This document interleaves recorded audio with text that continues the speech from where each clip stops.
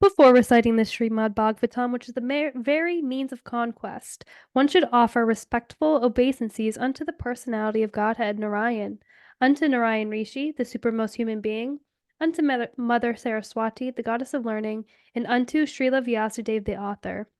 By regular attendance in classes on the Bhagavatam, and by rendering of service to the pure devotee, all that is troublesome to the heart is almost completely destroyed. In loving service unto the personality of Godhead, who is praised with transcendental songs, is established as an irrevocable fact. Hare Krishna, Hare Hare Krishna, Hare Krishna. Krishna. What is your path to Dharma? Hare Krishna. Thank you so much for being here with us. Path to Dharma podcast. I'm Shannon. I'm here with Shay, and we have been reading and learning and getting so much wisdom from the Srimad Bhagavatam. And we are really excited to get into Canto 1, Chapter 8.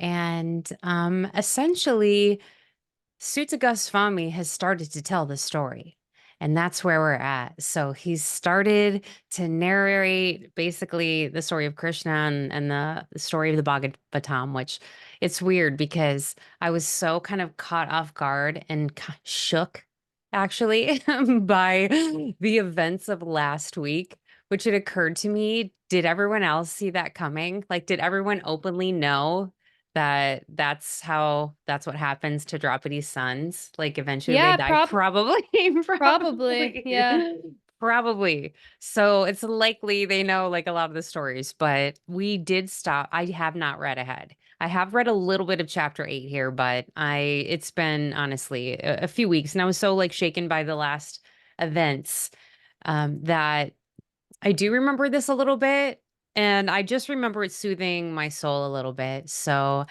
anyway, thank you so much for being here with us. I know many of you have been following us, and we thank you so much for your beautiful comments. We really have been learning from you, and we so much appreciate when you elucidate, when you educate, when you allow us to humbly accept learning from you. And we're so grateful to be a part of your journey. So thank you so much. As we get into chapter 8 of Srimad Bhagavatam, we know that the sons of Draupadi have just been killed, and pretty much they have just buried them in the last scene. They Mm-hmm. were burying the sons. Like the war is over. Pretty much everyone's dead now. A lot Yeah. of the people are dead at this point. Not everyone, but a lot of the people are. A lot of the men, a lot of the people who are fighting anyway. So the title of chapter 8, Prayers by Queen Kunti and Pariksit saved. Okay. Sutta Goswami said, thereafter, the Pandavas, desiring to deliver water to the dead relatives who had desired it, went to the Ganges with Draupadi. The ladies walked in front. Text 2. Having lamented over them and sufficiently offered Ganges water, they bathed in the Ganges, whose water is sanctified due to being mixed with the dust of the lotus feet of the Lord. Again, more water, I notice. Can't wait to bathe in the Ganges one day. Yes, yes. There sat the king of the Kurus, Maharaja Yudhishthira, along with his younger brothers, and Dhritarashtra, Gandhari, Kunti, and Draupadi, all overwhelmed with grief. Lord Krishna was also there. This is the saddest, most heartbreaking scene, actually, because this war has pretty much killed everyone they love, Hmm. and they've just had a mountain of grief. And even Krishna being there with them, still they're feeling this grief. And I can't help but to still think about the story about Narada when his mother dies, and it being this detachment from something that was binding him. And I just wonder if, in the same mode of grief, they're having those feelings as well, Yeah. you I mean, know? yeah. I wonder. Okay, let's go to text 4. Citing the stringent laws of the Almighty and their reactions upon living beings, Lord Sri Krishna and the Munis began to pacify those who were shocked and affected. Text 5. The clever Duryodhana and his party cunningly usurped the kingdom of Yudhishthira, who had no enemy. By the grace of the Lord, the recovery was executed, and the unscrupulous kings who joined with Duryodhana were killed by him. Others also died, their duration of life having decreased for their rough handling of the hair of Queen Draupadi. Okay, so do you know what they're talking about here with the handling of the hair of Queen Draupadi? No, but it sounds like you might. I do, and this is a scene from the Mahabharata. I believe that this is what this is referring to. There's this whole thing that happens where Yudhishthira gambles away his entire kingdom. Pretty much the Kauravas trick him into a dice game, which he actually kind of knows is rigged, but I don't know I guess I don't know the full true kind of motivation behind why Yudhishthira does this. And maybe Mm. we can get educated by somebody in the comments about why this event happens. Okay. Nevertheless, long story short, he loses the whole kingdom and then even Draupadi. He loses her too. He gambles her away. And she's pulled by the hair into the court as has been lost to the Kauravas. And the king says, or one of the Kauravas, and I can't recall which one says this. Somebody I'm sure will know this. Yep. Says that she's going to be a slave. Slaves are naked, and they're going to basically unclothe her right there on the spot. And he starts to pull her sorry. And he keeps pulling and pulling and pulling. But in this moment, she prays to Sri Krishna, who makes her sorry never ending. And they don't unclothe her. They don't disrobe her. And so I wonder if that's what this is referring to, because they grabbed her and they pull her by the hair, the rough handling of the hair of Queen Draupadi, right? They literally drag her in there and then they try to disrobe her. And it's just a very, disrespectful treatment of the queen that happens in the Mahabharata. So that's, I think, what it's referring to. And I'm sure if I'm wrong, so I'm going to let me know. Okay. Okay, Yeah, go ahead. Can we just kind of set the scene of what's happening right now? Okay, so all of that happened, right? And now at this point, all of these people are sitting down on the bank of the Ganges, and Sri Krishna and the Munis are beginning to pacify. So just, give solace to all the people who have been affected by everything that's happened. And then they tell that story about Duryodhana and Queen Draupadi. And that is something that had already happened. Yes? Yes. He's Okay. referring to it. He's Yeah, referring okay. to it. Okay. I just caught my earrings in the camera, and I just want to point out these like beautiful I love them. earrings that I found. Anyway, side note. Okay, text 6. Lord Sri Krishna caused 3 well-performed horse sacrifices. I'm just going to use that. I can't say it. 3 well-performed horse sacrifices to be conducted by Maharaja Yudhishthira, and thus caused his virtuous fame to be glorified in all directions, like that of Indra, who had performed 100 such sacrifices.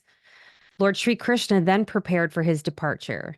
He invited the sons of Pandu after having been worshipped by the Brahmanas, headed by Srila Vyasadeva. The Lord also reciprocated greetings. Okay, so what's happening here is he's comforting them, but he's getting ready to leave. Yep. He doesn't live there. He's from somewhere else, and he's getting to take off. He's getting ready to take off. So he's starting to say goodbye to everybody. I'm honestly kind of surprised to see that there's animal sacrifices happening. Is that just me, or is that...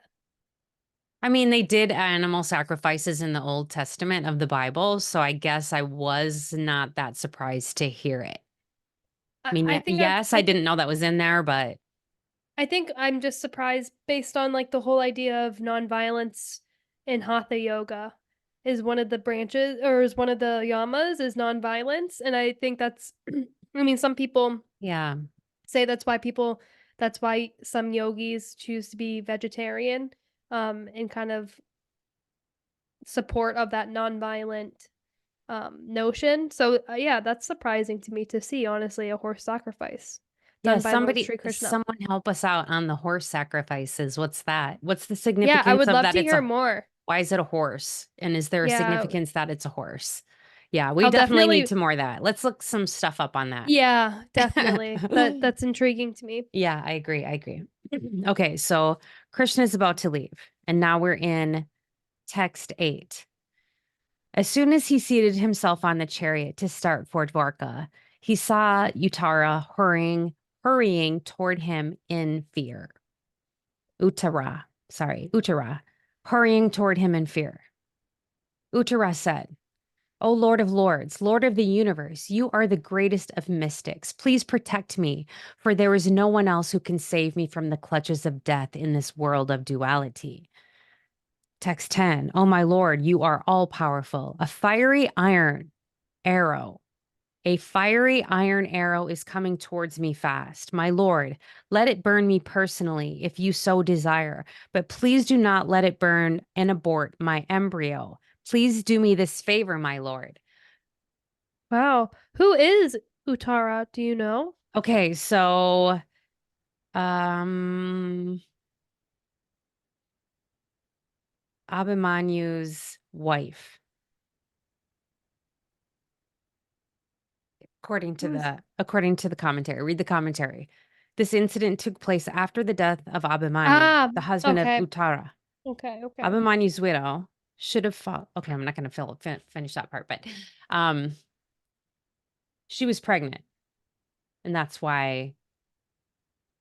Okay, let's keep going. I'm going to go Yep. to text 11. Mm-hmm. So she says, "Save me," basically, save my baby. Yep. Text 11. Sutta Goswami said, having patiently heard her words, Lord Sri Krishna, who is always very affectionate to his devotees, could at once understand that Ashvatthama, the son of Dronacharya, had thrown the Brahmastra to finish the last life in the Pandava family, right? Remember, he dropped the nuke. Oh, Okay. yep. All right. So Yep. Krishna knows this is what she's talking about. Oh, foremost among the great thinkers, Munis, Sanaka, seeing the glaring Brahmastra proceeding toward them, the Pandavas took up their 5 respective weapons. Mm. The almighty personality of Godhead, Sri Krishna, having observed that a great danger was befalling his unalloyed devotees, who were fully surrendered souls, at once took up his Sudarsana disc to protect them. So, like his disc, you always see that disc that Mm-hmm. he carries. The Lord of Supreme Mysticism, Sri Krishna, resides within everyone's heart as Pramamatra. As such, Paramatma. pa- yeah, say Paramatma. Paramatma. Thank you. Mm-hmm. As such, just to protect the progeny of the Kuru dynasty, he covered the embryo of Uttara by his personal energy. Okay, so it basically in that moment, it sounds like, and this is how I interpret this, and maybe I'm not catching this. She's like, please save me. But he already had, it seemed like, or did he like Mm. go back in time and do it? Because she asks him to it, and then he's like, well, it says he covered the embryo of Itara by his personal energy when the bomb went off, Right. but that already had happened, right?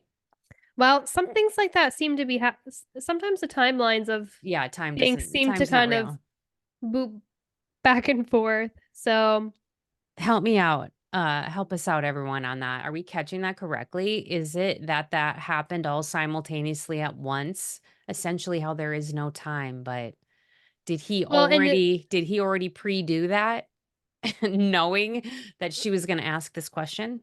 or is this like a different perception of how when slash how things went down? Yeah. Or am I confused? Totally possible. Any of those are possible.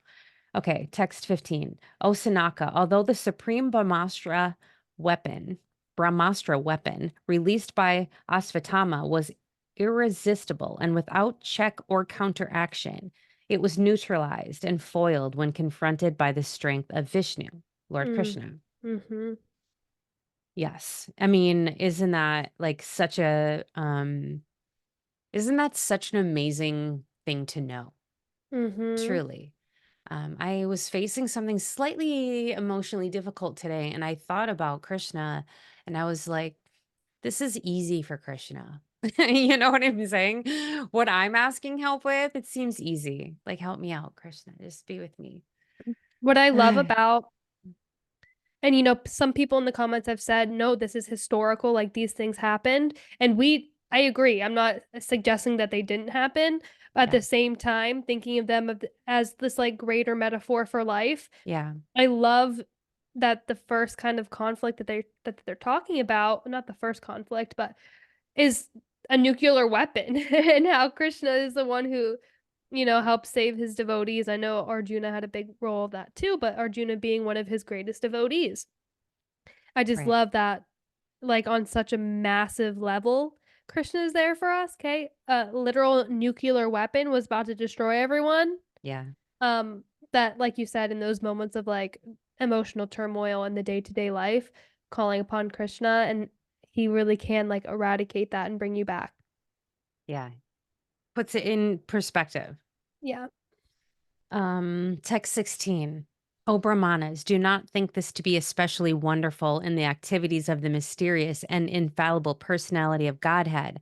By his own transcendental energy, he maintains and annihilates all material things, although he Mm, himself is unborn. Ooh, it's like I want to like mm-hmm. high five Krishna on that. I mean, Mm-hmm. we just sat here and like sort of conjectured a little bit about it, and it's almost like it's like Narada floated in our ear and is like, wait, hold up. Do not think this to be especially wonderful. Right? Right. So By true. his own transcendental energy, he maintains and annihilates all material things. Of Yes. course, he can do anything. Yes. Of course. Of course. Of course. Okay, where am I now? Text 17. Thus, saved from the radiation of the Brahmastra, Kunti, the chaste devotee of the Lord, and her 5 sons, and Draupadi addressed Lord Krishna as he started for home. So he did it, and then he's about to say goodbye to Kunti and Draupadi and everyone else. And that's Okay. Okay, so Kunti is married to who? Queen Kunti is who? she's the mother of Arjuna and the Okay, Pandavas, the 5 that's what I Pandava thought. brothers. She's the mother. Okay. um, okay, Srimati Kunti said, "O Krishna, I offer my obeisances unto you because you are the original personality and are unaffected by the qualities of the material world. You are existing both within and without everything, yet you are invisible to all.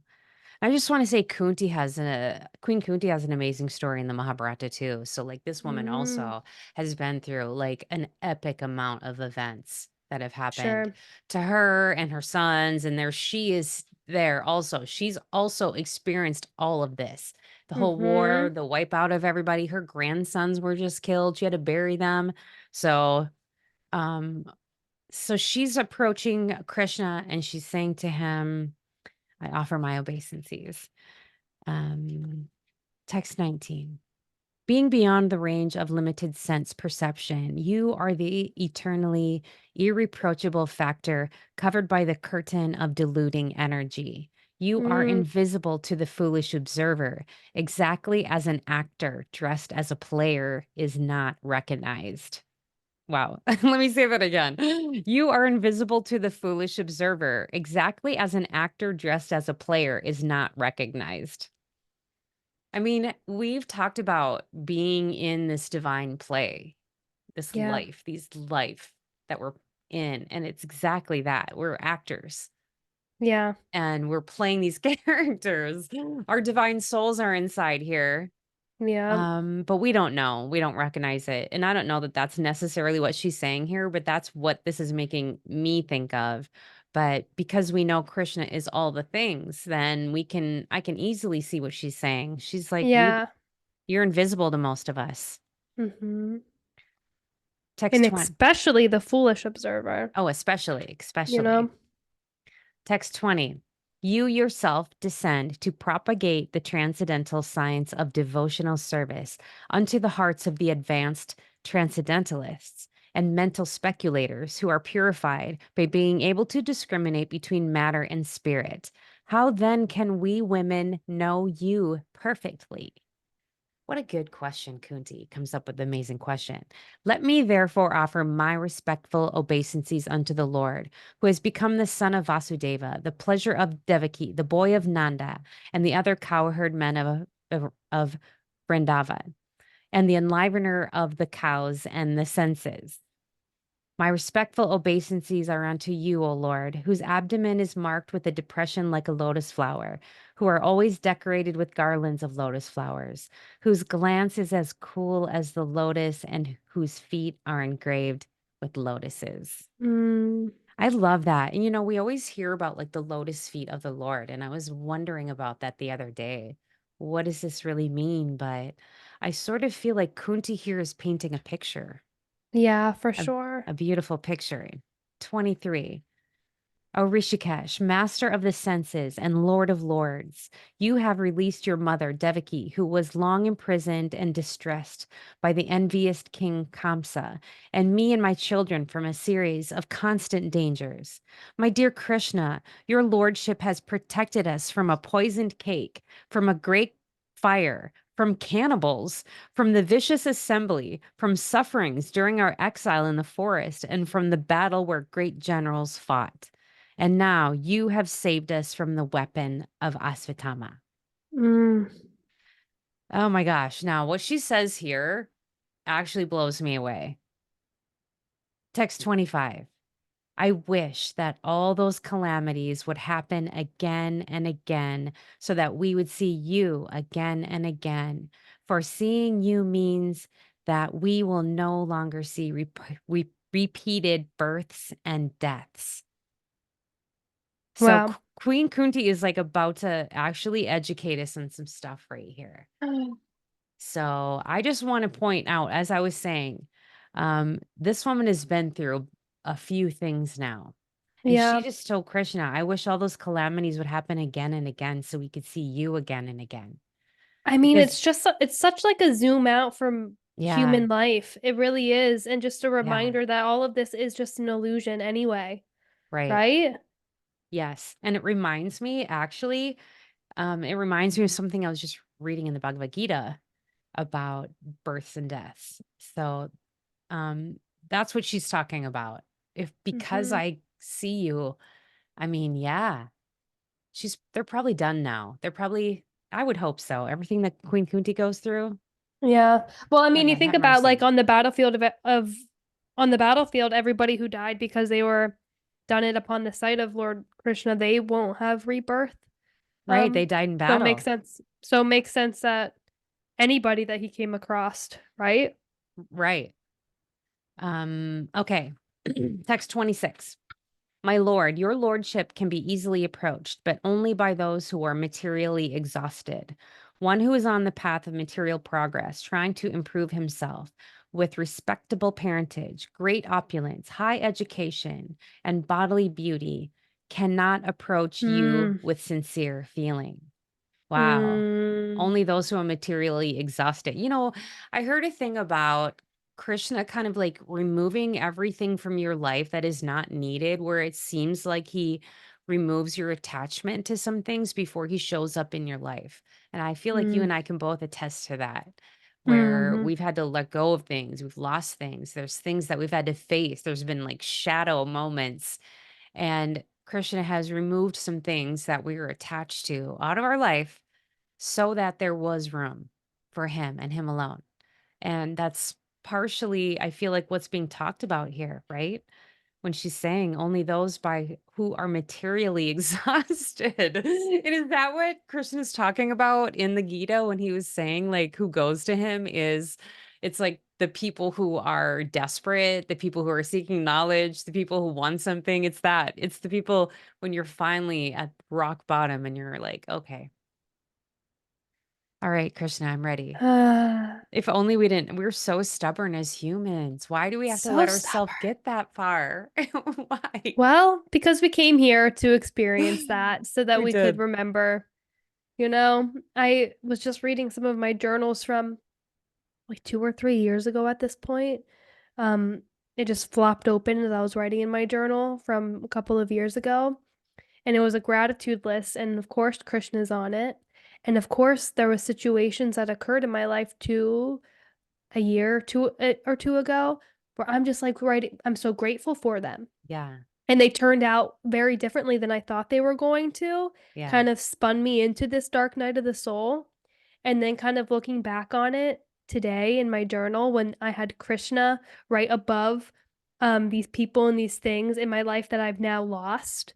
It was like, wow, I know I am. I'm so grateful. And they turned out exactly the way they were supposed to, just like I said in my journal. I Yeah. was like giving such gratitude for everything turning out the divine pattern, how it was all supposed to play out. And it did. I love And it everything did. so much. And it's So just much. I love it. I love it. Yeah. Text from the universe, right? Yeah. Mhm. Text 27. My obeisances unto you, who are the property of the materially impoverished. You have nothing to do with the actions and reactions of the material modes of nature. You are self satisfied, and therefore you are the most gentle and are the master of monists. Ah, Mm. lovely. I want to curl up in Krishna's lap right now. Mhm. Yeah. 28. My Lord, I consider your lordship to be eternal time, the supreme controller, without beginning and end, the all pervasive one. In distributing your mercy, you are equal to everyone. The dissensions between living beings are due to social intercourse. Hello, Mm. Queen Kunti. Like, so she's like laying some truth down. For sure. He's like, that's just the humans down here are difficult, but you love you're indifferent, impartial. Indifferent's probably not the right word. Impartial Yeah. is better because we actually know he's very sweet to his devotees. So he's definitely not indifferent. But she's talking about being equal to everyone. Text 29. Oh Lord, no one can understand your transcendental pastimes, which appear to be human and are so misleading. Mm. You have no specific object of favor, nor do you have any object of envy. People only imagine that you are partial. Yes. We project onto Krishna everything. We project onto, our relatives, our spouse, our friends. Like we project what we want to see. So I think that's what she's talking about here. Mhm. I Text 30. love this so It's much. so good. It's so good. Text 30. Of course, it is bewildering, O soul of the universe, that you work, though you are inactive, that you take birth, though you are the vital force and the Mm. unborn. You yourself descend amongst animals, men, sages, and aquatics. Verily, this is bewildering. Yeah, right? Yeah. Why are you Yeah. coming down here? It is crazy down here. It's bananas down here. 31. My dear Krishna, Yasoda took up a rope to bind you when you committed an offense, and your perturbed eyes overflooded with tears which washed the mascara from your eyes. You were afraid, though fear personified is afraid of you. This sight is bewildering to me. I don't know about this story. And so like I don't know either. somebody needs to tell us what this story's about. And this is good because I have to keep going. Text 32. Queen Kunti is laying it down. Text 32. Some say that the unborn is born for the glorification of pious kings, and others say that he is born to please King Yadu, one of your dearest devotees. You appear in his family as sandalwood appears in in the Malaya hills. Isn't Yadu the Lord of Death? I don't know. Can I look that up really Yeah, quick? look that up real quick. Let's figure that out because that's important. I feel like this is important. Who's King Yadu? What's he mean by that? And I get what Queen Kunti is saying here. I mean it's like what you were saying, okay? If this is a real event or not, but like let's assume it is. You're standing in front of Krishna.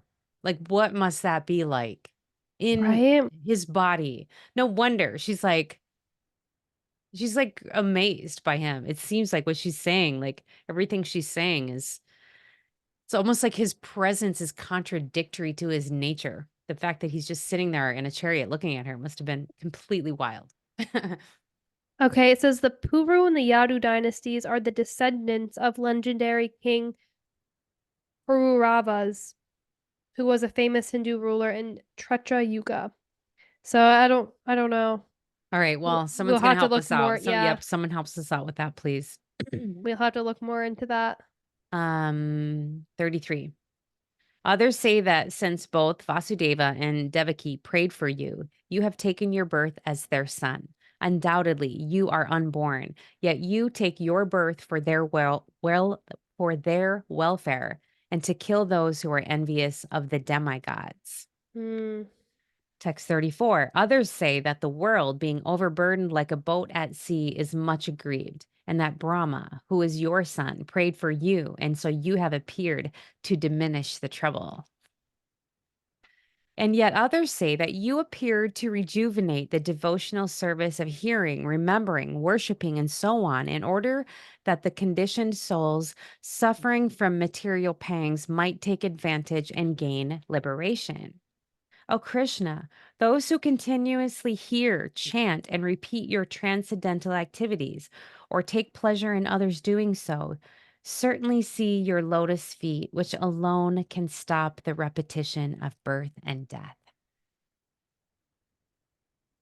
That was text 36. Text 37. Oh, my Lord, you have executed all duties yourself. Are you leaving us today, though we are completely dependent on your mercy and have no one else to protect us, now when all kings are at enmity with us? Ah, right? How heartbreaking actually would that be? He's getting ready to leave. As the Right. name and fame of a particular body is finished with the disappearance of the living spirit, similarly, if you do not look upon us, all our fame and activities, along with the Pandavas and Yadus, will end at once. O Krishna, our kingdom is now being marked by the impressions of your feet, and therefore it appears beautiful. But when you leave, it will no longer be so. Ah, I'm dying for Queen Kunti here. She's like, once she's begging him to stay. All these Mm-hmm. cities and villages are flourishing in all respects because the herbs and grains are in abundance. The trees are full of fruits, the rivers are flowing, the hills are full of minerals, the ocean's full of wealth. And this is all due to your glancing over them. Just as just the glance of Krishna. O Lord of the universe, soul of the universe, O personality of the form of the universe, please, therefore, sever my tie of affection for my kinsmen, the Pandavas and the Vrishnis. O Lord of Madhu, as the Ganges forever flows to the sea without hindrance, let my let my attraction be constantly drawn unto you without being diverted to anyone else. Ugh, Queen Kunti, preach. Yes.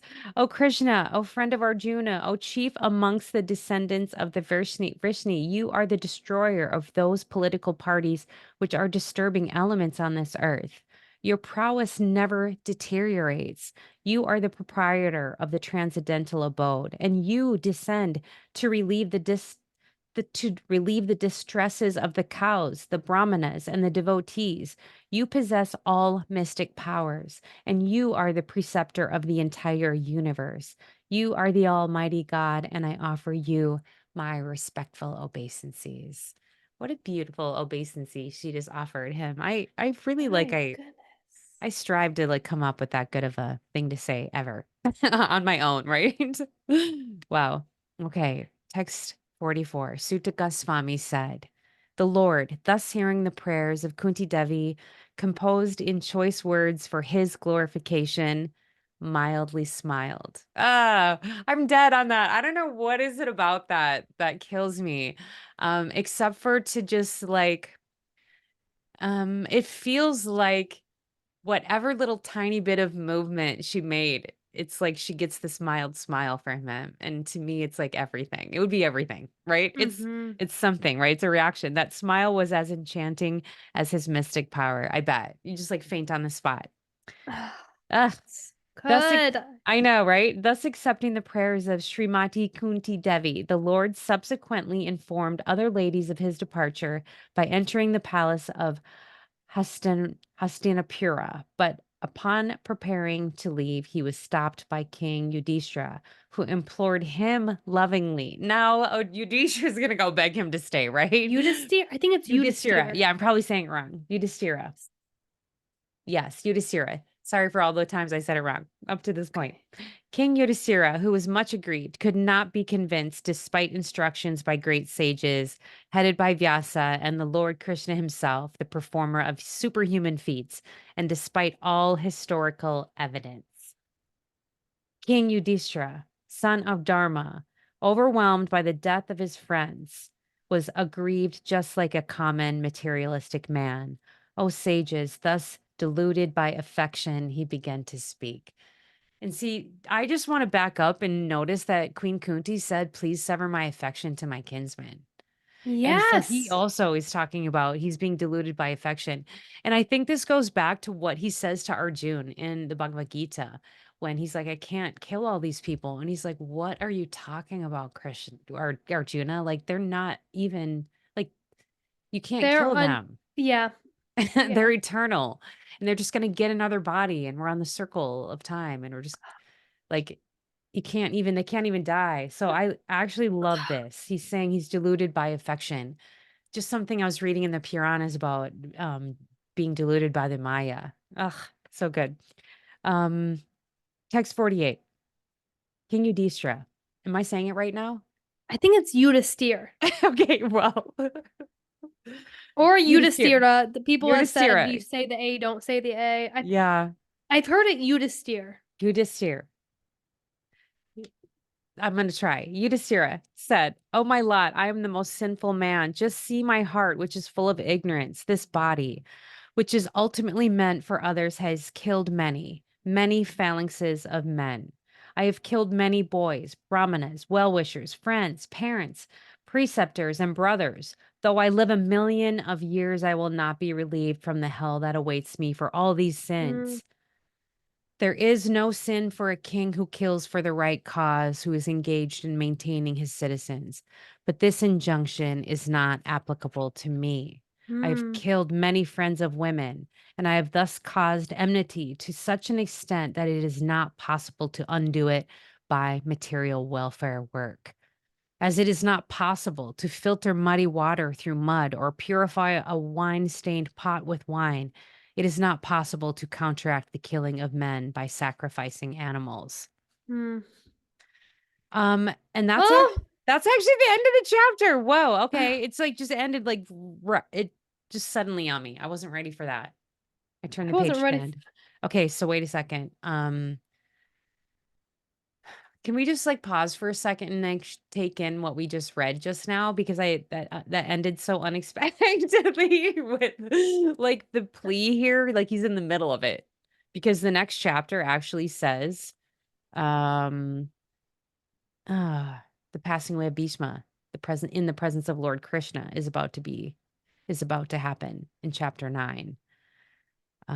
But I feel like that feels like it just sort of ends abruptly there because, for one thing, I just want to bring up how, as we're thinking about it in terms of an allegorical kind of energy, all of the times where you know to yourself, where you say to yourself, everything I've done or what I've done or what I've thought or who I am is too dirty, it's too muddy, it's not possible to like lay at the feet of the Lord and ask for mercy and love and forgiveness. But I I know that and that's not thus, the case. Yeah. and thus he's talking to the Lord, Yeah. you True. know? True. So how muddy can you be? Well, I mean, he did just go through a entire war of killing a bunch of people, so that had to be quite intense, Sure. to be honest. So you got to feel firm in this moment. But it sounds like as Krishna is leaving, to go back home. The people that he's there with are noticing he's going to leave, and they're kind of devastated. They're devastated about everything that happened for sure. But yeah, they're pretty devastated upon his leaving. And it sort of made me even just think about that moment of, was this Narada telling the story about like having, like Krishna come into his heart and he like saw him and then he was gone and he was all Yes. upset and he was like, well, I won't be back, but just Yeah. know, you know what I mean? It's like that, I guess. I almost like yet again have no words for what Yeah. we just read. There is just so much to it, and the words just speak for themselves. I'm like so looking forward to continuing on and reading. It's so captivating, and it's like a picture is being so beautifully painted in my mind, and the more details that come through, the like clearer it's getting, Yeah. and it's It's so lovely. Like just Kunti and her obeisances ah unto Krishna are just so beautiful so and beautiful. It's like one of the favorite things I've ever read, honestly. As she goes to him and she's just being real, like, wow, you're so magical. And I just want to have my attention on you 24/7 at all times. I just sever my affection to everything so I can concentrate on you.